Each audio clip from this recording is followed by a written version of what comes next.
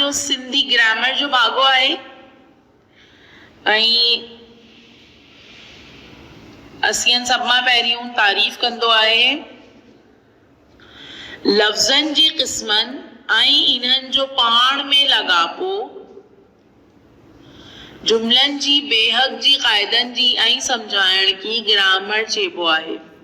लफ़्ज़नि जी क़िस्मनि लफ्ज़ों की इक़साम ऐं इन्हनि जो पाण में लाॻापो और इनका आपस में मिलना, जुमलन जी बेहक जी क़ाइदन जुमलों की तरतीब और कायदे ऐं समझाइण की और समझाने को ग्रामर चेबो आहे, ग्रामर कहते हैं।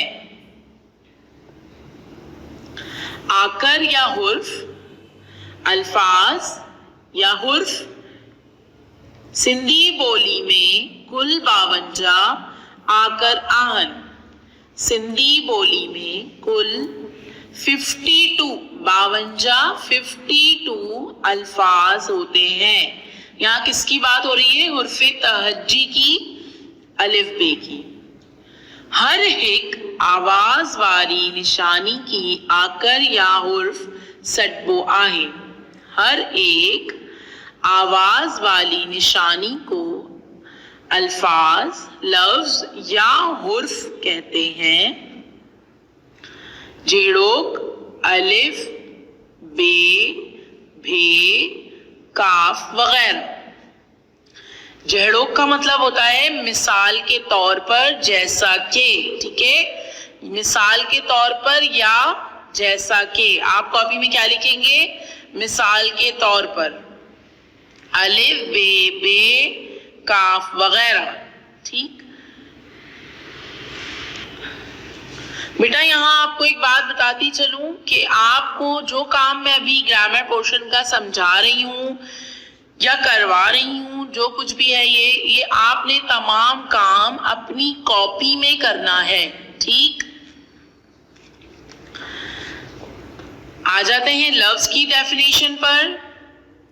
बा या बिन का वटेग अकरन जो मजमूओ, दो या दो से ज्यादा अल्फाज का मजमुआ, जिनन मां का मायने निकली जिसके कोई मायने निकलते हों, इनकी लफ्ज चेबो आहे, उसे लफ्ज कहा जाता है। जेड़ो, जैसा के या मिसाल के तौर पर, स्कूल, घर, किताब वगैरह। ठीक, किस तरह मायने निकलते हैं? हमारे स्कूल से हमारे जहन में क्या आता है? एक ऐसी जगह जहां पर बच्चे इल्म हासिल करते हैं। ठीक, जहां पर आपको तरबियत दी जाती है, इल्म हासिल करने का मौका दिया जाता है, स्कूल।